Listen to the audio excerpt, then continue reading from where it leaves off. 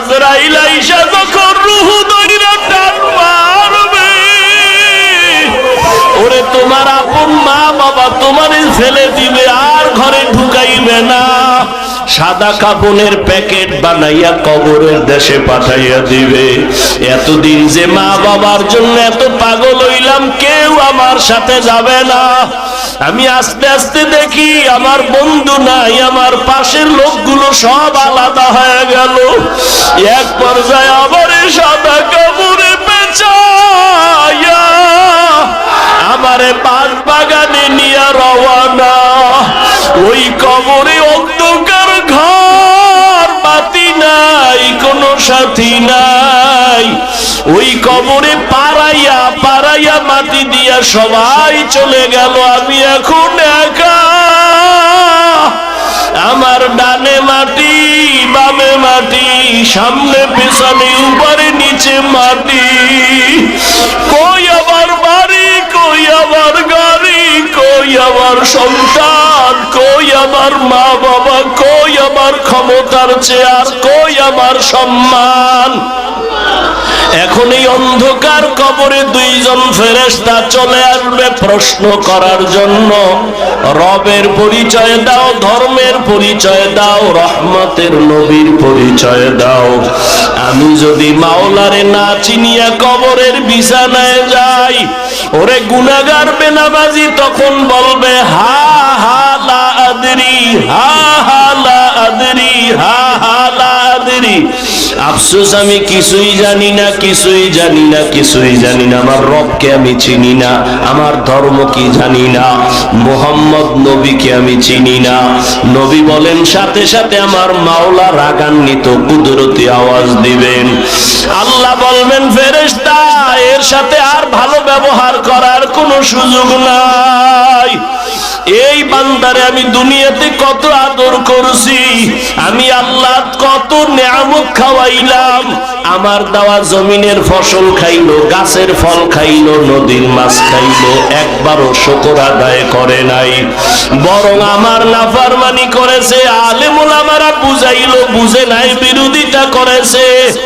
এখন আর সুযোগ দেওয়া হবে না, এর জাহান্নামের শিকল লাগাও, কবরের ভেতরে জাহান্নামের বিছানা দাও। আল্লাহ রাগান্বিত হয়ে বলবে নাফরমানের ধর, কবরের ভেতরে জাহান্নামের আগুন লাগা দাও। আল্লাহ রাগান্বিত হয়ে বলবে ও কবরের মাটি, এই গুনাহগারের দুই পার্শ্ব থেকে জোরে জোরে চাপ দাও। এমন জোরে দুই পার্শ্বের মাটি চাপ দিবে, সহ্য করতে পারবি রে যুবক। একটা মশার কামড় সইতে পারো না, বেতের বাড়ি সইতে পারো না, সূর্যের গরম সহ্য করতে পারো না। গুনাহ নিয়ে কবরে গেলে কেমনে মাটির চাপ সহ্য করবা? ওরে আল্লাহরে এখনো বন্ধু বানাও, আল্লাহর খাঁটি ওলি আল্লাহ যারা উলামায়ে কেরামদের বন্ধু বানাও। এখনো সময় আছে, তওবা করো আর আল্লাহকে বলো মাওলা গুনাহ আর করব না, নামাজ ছাড়বো না, বেপরদায় চলবো না, দাড়ি কাটবো না। আমার মাওলার আযাব বড় কঠিন। আল্লাহ এজন্য বলেছেন মুসলমান না হইয়া মরণ বরণ করিও না। এখনো সময় আছে, তওবা করে নাও। স্কুলে পড়ো, কলেজে পড়ো, চাকরি করো, ব্যবসা করো, তওবা করো আর নামাজ ছাড়বা না, দাড়ি কাটবা না, বেপরদায় চলবা না। মা বাবার দোয়া নিয়া, উলামায়ে কেরামের দোয়া নিয়া, শিক্ষক মুরব্বীদের দোয়া নিয়া নবীর তরিকায় চলবা। আল্লাহর কাছে দুই ফোঁটা চোখের পানি ছেড়ে দাও। যদি কান্না না আসে মনে করিও গুনার কারণে দিলটা পাথর হয়ে গেছে, আল্লাহ বেজার হয়ে গেছে। এক আওলায়ের এত সুন্দর কইরা বানাইছেন, ওই মালিক আমার আল্লাহ না জানি কত সুন্দর।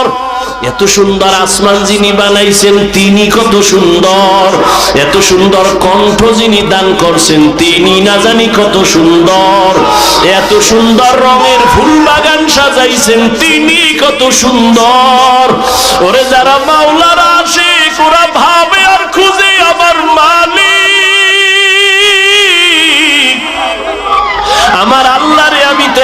পাইলাম না, ফুলের ঘেরান পাইলাম, কে বানাইলেন তারে তো পাইলাম না।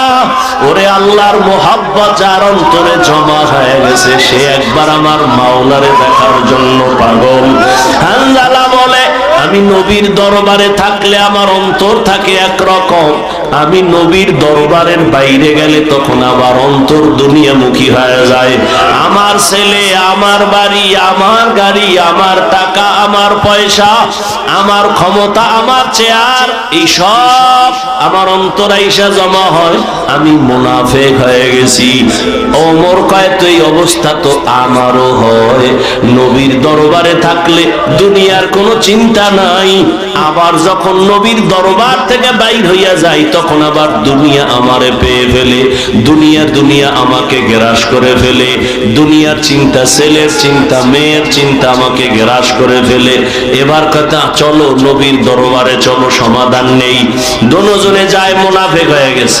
ওমরও কয় আমি মুনাফিক হয়ে গেছি, হানজালাও কয় আমি মুনাফিক হয়ে গেছি। হঠাৎ আবু বকর সিদ্দিক রাদিয়াল্লাহু তাআলা আনহুর সামনে দাঁড়ালো। এই ওমর, তুমি চিল্লাও কেন? কয় মুনাফিক হয়ে গেছি। হানজালাও কয় মুনাফিক হয়ে গেছি। কারণটা কি? বলে এই কারণ, নবীজির দরবারে যখন থাকি মনে হয় যেন দুনিয়াতে আমার আর কিছু নাই, নবী আমার কলিজা, আমি নবীর হাত লাগাই আমার মালিক আল্লাহর সঙ্গে মোলাকাত করব। কিন্তু নবীর দরওয়াজা থেকে বের হইলে তখন আবার ঢুইকা যায় ছেলে, মেয়ে, স্ত্রী, পরিবার, দুনিয়ার চিন্তা। আবু বকর কয়, অবস্থা তো আমারও, মনে হয় আমিও মুনাফিক হয়ে গেছি, আমার মাওলার ভয়। আর তুমি নামাজে দাঁড়াইয়াও দোকান নিয়ে ভাবো, নামাজে দাঁড়াইয়াও ছেলের চিন্তা, মেয়ের চিন্তা, ঘরের চিন্তা, ক্ষমতার চিন্তা। ওরে আবু বকর, নবীর দরবার থেকে বের হইলে দুনিয়া, নবীর দরবারে থাকলে দুনিয়ার চিন্তা নাই, এরপরও ভয়, কান্নার আওয়াজ। আর তোমার আমার তো নামাজের মধ্যেও দুনিয়া ঢুকানো, জিকিরের মধ্যেও দুনিয়া ঢুকানো, তোমার আমার চোখে পানিও নাই, কোনো আফসোসও নাই রে বাবা। নবীর দরবারে গেলেন, রহমতের নবী বলেন, এমন যদি তোমাদের হয় আর ভয় লাগে, এটাই তোমাদের ঈমান যে শুদ্ধ, পরিপক্ক, এটাই তার প্রমাণ, তোমাদের ঈমানে কোনো ভেজাল নাই। এরে নবী না শেখ ইব্রাহিম ইবনে আদহাম পাগলের মতো হয়ে গেল, কে আমাকে বোকা বলল? ঠিকই তো, আমার অর্ডারে বলখের মানুষগুলো দাঁড়ায় আর বসে, কিন্তু আমি তো একবারও চিন্তা করলাম না এই যে সূর্যটা উঠছে পূর্ব দিগন্তে, এই সূর্য তো আমার অর্ডারে উঠেও না, আমার অর্ডারে ডুবেও না। রাতের বেলা আকাশে চাঁদের আলো, আমার অর্ডারে চাঁদ উঠেও না, ডুবেও না। তাহলে এর পেছনে তো একজন মালিক আছে, নাই? ওই মালিকের তালাশ করছনি? এরে আল্লাহর বান্দা, তোমারে কেউ হাদিয়া পাঠাইছে, কে পাঠাইছে তার পরিচয় নাও, মোলাকাতের জন্য পাগল, দেখা করলে মনে হয় আরো হাদিয়া দিবে। যেই মাওলায় তোমারে আমারে মানুষ বানাইছেন, কুকুর বানান নাই, শুকার বানান নাই, আবার আখিরি নবীর উম্মত বানাইছে, এত সুন্দর জীবন আমাকে দান করছেন। আমার মতোই তো কত মানুষ, ওই যাও ডিআইটি মসজিদের বারান্দায় যাও, বাইতুল মুকাররমে জুমার দিন গিয়া দেখো, পাও নাই, ভিক্ষা করে। দুইটা চোখের পাওয়ার নাই, বলে আমি অন্ধ, আমারে কিছু ভিক্ষা দাও। আমার মাওলায় যদি তোরে অন্ধ বানাইতেন রে যুবক, বল সারা রাত মোবাইলে নাচ গান কেমনে দেখতি? আমার মাওলায় যদি অন্ধ বানাইতেন, কে তোরে চক্ষু দান করত? আমার মাওলায় যদি তোরে বধির বানাইতেন, কে তোরে আর সুস্থ করত? কত মানুষ সুস্থ ছিল, হঠাৎ কইরা জ্বর আসছে, বিছানায় পড়ে একটা সাইড নষ্ট হয়ে গেছে, বিছানার থেকে এখন আর উঠতে পারে না, কণ্ঠ শেষ, জীবনটাই অর্ধেক হয়ে গেছে। এখন ছেলেও ভালো জানে না, মেয়েও ভালো জানে না। ও আমার ফতুল্লাহ এলাকার মুসলমান বাবারা, ও বৃদ্ধ বাবাজি, ও যুবক, একটু চিন্তা করো বাবা, আমরা নবীর আদর্শ মানতে গিয়া কই আমগো তো না খাইয়া কেউ মরি নাই, সম্মান কমে নাই। আমি তোমাকে বলি না আমগো মতো হুজুর হয়ে যাও, একবারও বলি না রে বাবা। বরং তুমি স্কুলে পড়ো আলহামদুলিল্লাহ, কলেজে পড়ো, চাকরি করো, ব্যবসা করো আলহামদুলিল্লাহ, তবে ওখানে থাইকেই তুমি আমার মালিকের সাথে একটা লাইন লাগাও, ওখানে থাইকা নামাজের সেজদা দাও। চাকরি করিয়াও কি তোমার মতো নামাজি নাই? ব্যবসা করে নামাজ ছাড়ে না এরকম জেনারেল লাইনের মানুষ কি নাই? তোমার মতো যুবক রাস্তায় গাড়ি চালায়, এক বেলার নামাজও ছাড়ে না, দাড়িও কাটে না। বলো বাবা তুমি কেন পারো না? তোমার মতো কত যুবক নদীর মধ্যে মাছ ধরে, নামাজ ছাড়ে না, বলো তুমি কেন পারো না? তোমার মতো যুবক স্কুল কলেজে পড়িয়াও নামাজ ছাড়ে না, বলো তুমি কেন পারো না? আসলে কি তোমার কপাল পুড়িয়া গেছে, নাকি কোরআন হাদিস মিথ্যা মনে করেছো? যদি বলো হ্যাঁ, তো একটা ভুল কোরআন থেকে বের করে দাও, আমিও দাড়িটা কেটে ফেলি, নামাজ বন্ধ করে দেই। যদি কোরআনে ভুল হয় সবই ভুল, আল্লাহও ভুল। আর যদি বলো না আল্লাহর কোরআন সত্য, তো আল্লাহ আছেন সত্য, গুনাহ নিয়ে কবরে গেলে আযাব হবে তাও সত্য, নেক আমল নিয়ে যদি যাও জান্নাত পাইবা তাও সত্য। আল্লাহর কোরআন মিথ্যা না সত্য? ওই কোরআনে জান্নাতের বয়ান আসেনি, ওই কোরআনে জাহান্নামের বয়ান আসেনি। কে জান্নাতে যাবে, কে জাহান্নামে যাবে আল্লাহ তাও বলেছেন। মনটা কি শুধু বুঝাইও?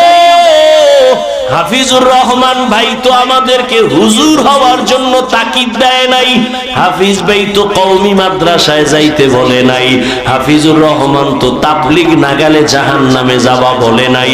কি বলছে? স্কুলে পড়লেও নামাজ ছাড়া যাবে না। স্কুলে পড়িয়াও তো আমার মতো যুবক নামাজ পড়ে, আমি কেন পারি না? আমার মতো যুবক চাকরি করে, নামাজ পড়ে, আমি কেন পারি না? আমার মতো যুবক ব্যবসা করে, নামাজ পড়ে, আমি কেন পারি না?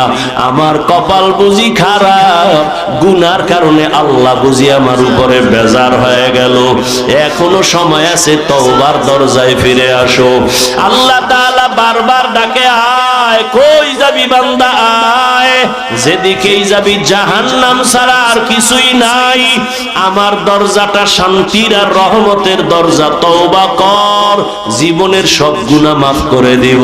5 বেলার নামাজ পড়ো, মা বাবার দোয়া নাও, বেয়াদবি করিও না, শিক্ষকের দোয়া নাও, বেয়াদবি করিও না, ওলামায়ে কেরামের পরামর্শ নিয়ে নামাজ পড়ো, দাড়ি রাখো, মা বাবার দোয়া নিয়ে চলো, চাকরি করো, ব্যবসা করো, হালাল ভাবে চলো, হারাম খাইও না, কারো হক নষ্ট করিও না, কারো উপরে জুলুম করিও না। যদি এমত অবস্থায় তুমি নেক আমল নিয়ে কবরে যাইতে পারো, তোমার কবর হবে জান্নাতের বাগান।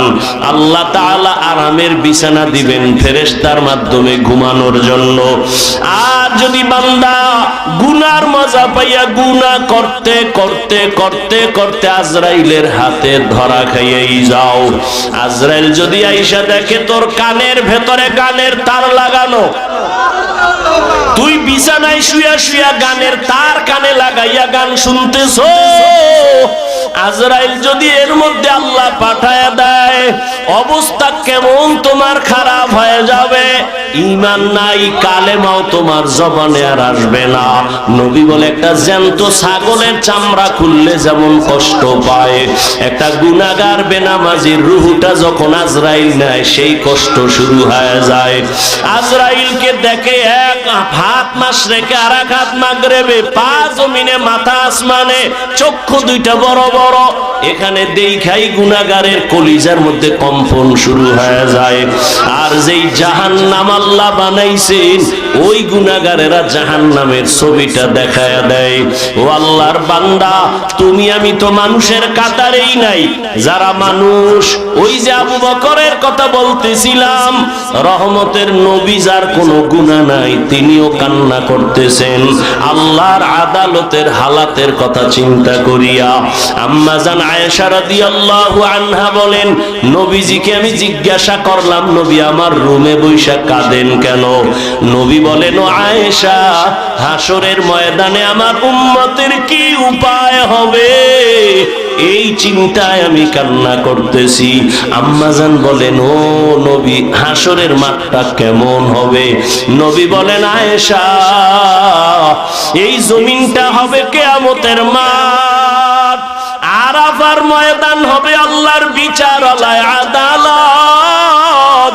এই দুনিয়ায় তো বড় বড় মাস্তান তো চলে গেল, আল্লাহর কোরআনের একটা ভুল বের করতে পারে নাই, নবীর একটা কথার মিথ্যা প্রমাণ করতে পারে নাই। আল্লাহর নবী বলেন, ওই হাদিস এখনো আছে, কোরআন এখনো আছে। আম্মা জান আয়েশাকে নবী বলেন, কিয়ামতের ময়দান এমন এক অবস্থা হবে, পুরো জমিনটা সমান হবে। সূর্যটা এখন তো বিজ্ঞানীরা বলে জমিন থেকে 9,30,00,000 মাইল উপরে। কিয়ামতের ময়দানে আল্লাহ অর্ডার করবে, সূর্য নিচে নেমে আয়, তোর যত মুখ আছে নিচে কর, যত তাপ আছে তাপ জমিনে ছাড়। সূর্যের তাপে জমিনটা পুরিয়া তামা হয়ে যাবে। স্বর্ণ হবে না কেন? জমিনটা পুরিয়া রূপা হবে না কেন? পিতল হবে না কেন? মুফাসসিরিনে কেরাম বলেন, স্বর্ণ, রূপা, তামা, পিতল এগুলো হবে না। জমিনটা তামা হওয়ার কারণ, তামার ধাতুর মধ্যে একটা গুণ আছে, স্বর্ণের মধ্যে নাই, রূপার মধ্যে নাই। বলে কি? কয় স্বর্ণের এক মাথা গরম হলে ভিন্ন মাথা গরম হয় না, রূপার এক অংশ গরম হলে অন্য অংশ গরম হয় না। কিন্তু তামা এমন একটা ধাতু, এক পার্শ্বে গরম হয়ে গেলে পুরাটাই গরম হয়ে যাবে। আল্লাহ যখন বলবে, সূর্য তুই মনের মতো তাপ দিতে পারো না, আজকে সব তাপ ছাইরা দে, সূর্যের এমন তাপ শুরু হয়ে যাবে, জমিনটা তামা হয়ে যাবে। নবী কান্না করেন আর বলেন, আয়েশা, অন্যদিকে জাহান্নামের আওয়াজ, জাহান্নাম চিল্লায়া বলবে, আল্লাহ বেনামাজি কই, বেপরদাওয়ালা গুনাহগারেরা কই, আমার পেটের মধ্যে দাও, আমার পেটে বড় ক্ষুধা। আল্লাহ বলবে, জাহান্নাম একটু অপেক্ষা কর, আমি বিচারটা শেষ করে নেই, তারপরে তোর খোরাক আমি দিতেছি। নবী বলেন, জাহান্নাম থামে না। তখন আল্লাহ অর্ডার দিবেন, এই ফেরেশতারা জাহান্নামের গলার মধ্যে 70,000 শিকল লাগাইয়া বাঁধো, এক একটা শিকলের গোড়ায় 70,000 ফেরেশতা ধর, ধইরা ভালো কইরা পেছন দিকে টাইনা রাখ, ও যেন আমার আদালতের দিকে আসতে না পারে। যদি আমার আদালতের দিকে আগায়, আমি তো আর বিচার করতে পারবো না। জাহান্নামের আগুন এই মানুষগুলোকে পেটের মধ্যে নিয়ে নিবে। আল্লাহর অর্ডারে ফেরেশতারা জাহান্নামের গলায় শিকল লাগাইয়া 70,000 কইরা একটা শিকলের গোড়ায় জাহান্নামের ধরবে, ধইরা রাখতে পারবে না। এত চিল্লানি দিয়া বলবে, আল্লাহ বেনামাজি গুনাহগার আমার খোরাকগুলো দাও, ক্ষুধা। আল্লাহ পাক নবী বলেন, আল্লাহর ফেরেশতারা যখন ধরে রাখতে পারবে না, তখন আমি মুহাম্মাদের অন্তরে বড় মায়া, আমি সাথে সাথে সিজদায় পড়ে বলবো, আল্লাহ জাহান্নামের ফিরাও, আমার উম্মত মনে হয় ধইরা ফালাইবে, ফিরাও, আমার উম্মত যেন জাহান্নামের আগুনে না যায়। আমার উম্মত যদি জাহান্নামে যায়, আমি জান্নাতে যাব না। তখন আল্লাহ বলবে, নবী আপনি মাথা উঠাইয়া দেন, কাঁদিয়েন না, আপনার কান্না আমি সহ্য করতে পারি না। আমি মাথা উঠাইয়া দিব। আল্লাহ পাক দেখে জাহান্নাম এখনো দাঁড়ায় না, শিকলেও ধরে রাখতে পারে না। তখন আল্লাহ আমার সান্ত্বনার জন্য একটু কুদরতি হাতের পানি ফেরেশতারে দিয়া বলবে, জাহান্নামের গায়ে ছিটায়া দাও। যখন জাহান্নামের গায়ে আল্লাহর দেওয়া কুদরতের পানিটা ছিটায় দিবে, জাহান্নাম দ্রুত গতিতে পেছনে ভাগতে থাকবে। ফেরেশতারা বলবেন, আল্লাহ এতক্ষণ আমরা 70,000 শিকল লাগাইয়া যেই জাহান্নামের ধরে রাখতে পারি না, তুমি এমন কি বরকতের পানি দিছো যে জাহান্নাম এখন নিজে নিজে পেছনে দৌড়ায় ভাগতেছে? কারণ কি? এটা কি জমজমের বরকতি পানি? না কি এটা কাউসারের পানি? না এটা কি আবে হায়াতের পানি? না এটা দুনিয়ার বরকতের কোনো পানি? না তোমার বৃষ্টির পানি? না কোনো সমুদ্রের পানি? আল্লাহ বলবে, ফেরেশতা এই পানি জমজমের পানিও না, কাউসারের পানিও না, এই পানি আবে হায়াতের পানিও না, এই পানি দুনিয়ার কোন সমুদ্রের পানি না, বৃষ্টির পানি না। আল্লাহ বলবেন, আমার মায়ার নবীর গুনাহগার উম্মতের চোখের পানি। দুনিয়াতে আমার মায়ার নবীর উম্মতেরা গুনার কথা স্মরণ করে কাঁদত। মানুষ যখন ঘুমায়া যাইতো, আমার আশিকের কান্না শুরু হয়ে যাইতো। গভীর রাতে সিজদায় পড়ে বলতো, দয়ার মালিক আমার মতো গুনাহগার এই জমিনে আর কেউ নাই।